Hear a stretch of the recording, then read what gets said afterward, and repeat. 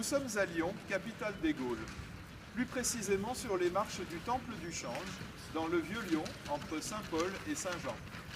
Nous sommes la classe de 6e 1 du collège Sainte-Marie-Lyon, dont les 32 élèves et leurs professeurs de français vont lire le chant 21 de l'Odyssée d'Homère, dans lequel les prétendants à la main de Pénélope et au trône d'Ithaque sont soumis à l'épreuve de l'arc.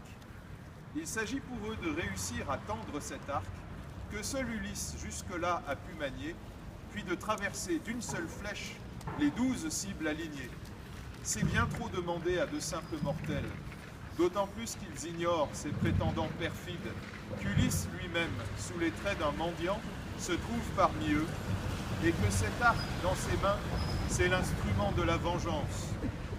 Notre lecture se fera en français, mais en hommage à la patrie d'Homère, 5 vers seront lus en grec moderne et 5 autres en grec ancien.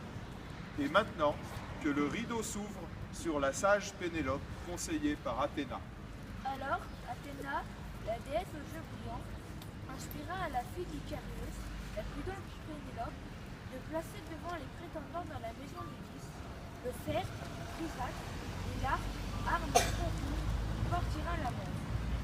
Elle gagna l'escalier élevé dans sa demeure, prit dans sa main la clé massive, bien recourbée, bien faite en bronze, dont la poignée était dure. Puis, elle se dirigea avec ses suivantes vers la chambre la plus reculée. Là étaient réunis les trésors du roi, le bronze, le fer bien travaillé. Il s'y trouvait aussi l'arc que l'on tire à soi et le carquois qui contenait un grand nombre de flèches immenses. C'était un présent qu'avait fait à Ulysse un autre rencontré en Laconie, le fils de Rhitos, Iphitos, semblable de lui. Il s'était trouvé